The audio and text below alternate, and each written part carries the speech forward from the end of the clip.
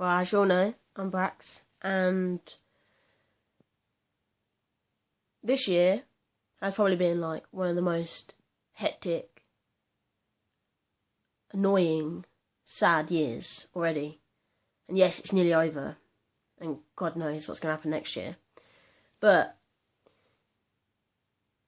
obviously, most people know that my dad passed away end of August, and it was hard for me because it was 2 days before my birthday, but I only found out the day before my birthday.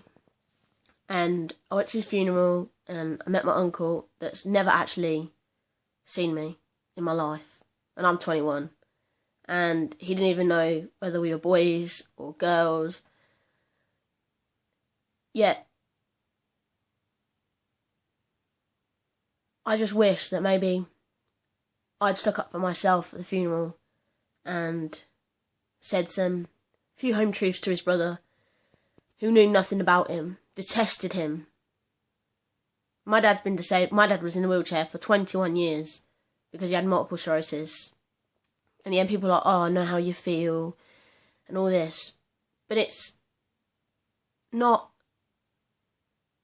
the same for everyone. Obviously, he went in a wheelchair all his life, and he did some nasty things. But he can't stick up for himself now because obviously he's not here. And he knows how I felt and how much I knew and all that. But he never managed to answer my questions. So I decided to write a letter to him, put it in his coffin.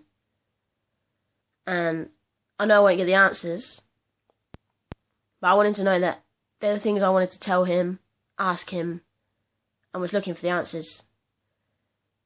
But the one thing that's really upset me just recently, my little sister, Tegan, started a scrapbook. And she wants pictures from when she was a baby through to now, of her friends, her family, her big achievements. We cleared my dad's flat out at the care home he was at, and there was baby photos everywhere. And I didn't know he had these photos of us. And there was pictures of him and my little sister. And I can't remember those pictures. I was 4 when she was born. And she put me in a scrapbook, and she said to me, she said, I can't remember anything about him. And she knows my brother's dad more. She knew him from the age of 2. She grew up with him. And I said to her, he wasn't the best dad, but he was still a part of our lives. And no one understands that I was the only one that still felt as if I could call him dad. And obviously, I don't be ever call another man dad. I call my brother's dad. I call my brother's dad when he lived here. But he's done so much that I can't call him anymore. He's not a part of my life. And I don't know, the scary thing is, obviously my mum's got a boyfriend, but I could never call him dad. And I didn't know what it was like. I couldn't imagine what it was like to lose a parent. And I lost my dad, but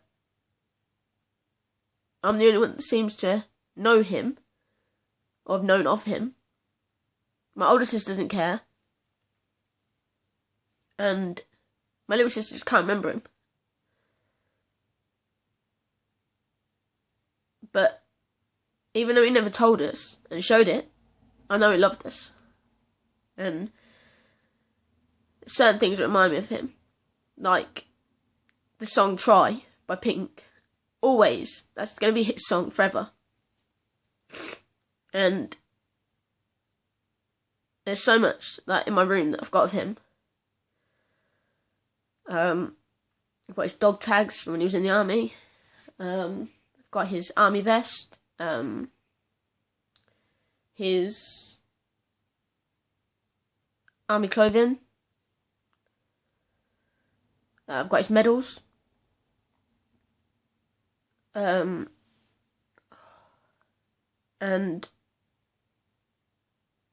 I don't know. I don't even know why I'm doing this video.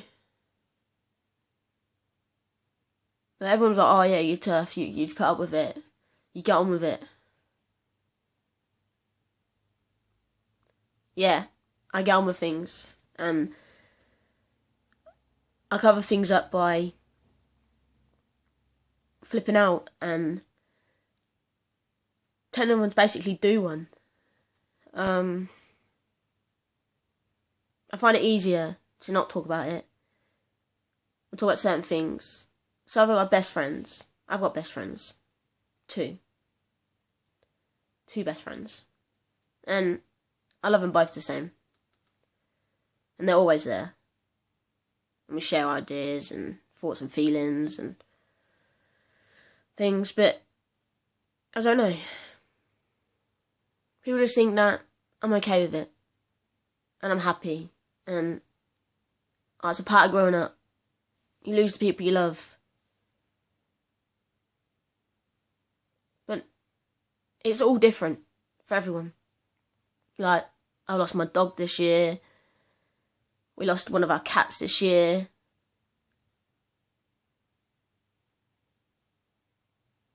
It's shit. Like, not even joking. But it's hard to talk to my mum about things. Because it's her ex-husband. She's been divorced from him for years, and then he dies. And yes, it hurt her. It did really hurt her. And I didn't think me losing either of my parents would be anytime soon in my life. Like, my mum still has her mum and dad. My dad lost his dad when he was younger. And then I lose mine 2 days before my birthday. And he didn't even get to see my 21st. But no one told me that he was in hospital.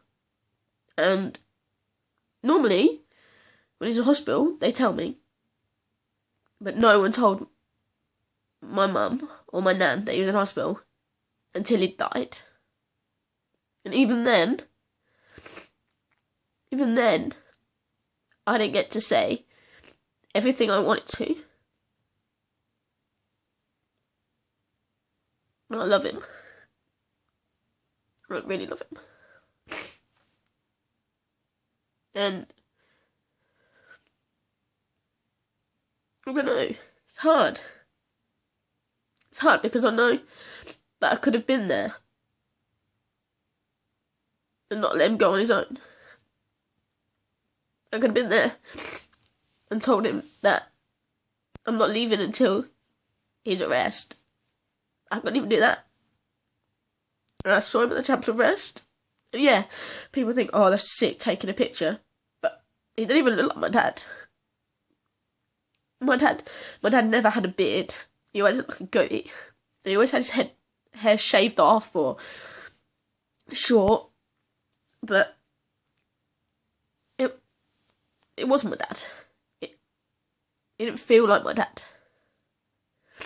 So I chatted to him at the Chapel of Rest and told him that he was selfish for leaving me. And that I'd love him forever. And my little sister couldn't cope. My older sister never went to the Chapel of Rest, went to the funeral, nothing. And I could never forgive her for that. But she had her reasons. And I'm just obviously a sensitive one. And I always have to think of it as my dad be proud of me. Like, really proud of me. Because I'm doing something I agree with totally. Like, I enjoy doing childcare. And I'm now on a uni course. And I know he'd be proud of me. And I know from the time I was little through to now, he would have wanted me to be in the army. But it's the route I never wanted to take. A lot has gone on. And even though people say to me, but you never really saw him, so you didn't really build up a bond with him. My dad lived with me till I was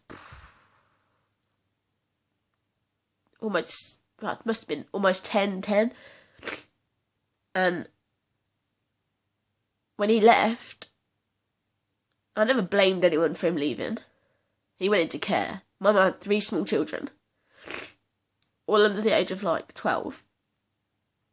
And my mum has always been the best mum in the world. No matter what. She said, no matter who I am, what I do, where I choose to go in life, who would I decide to settle down with, my mum said she'll always be my mum.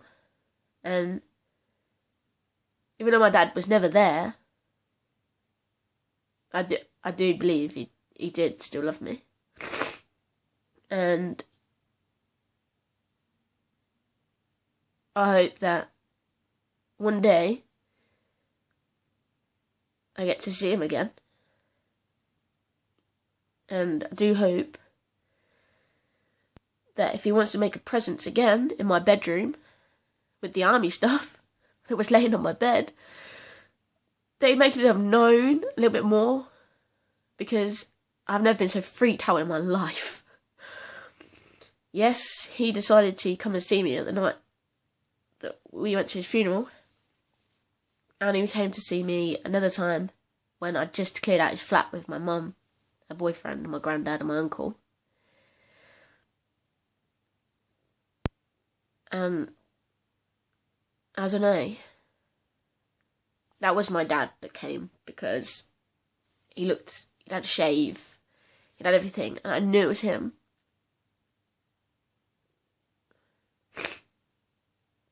But yeah, it is sad that he's gone, and you have to hold on to those treasured moments, and hold on to those ones you care about. But I'm glad he's at rest now, and he is not suffering anymore. And one day,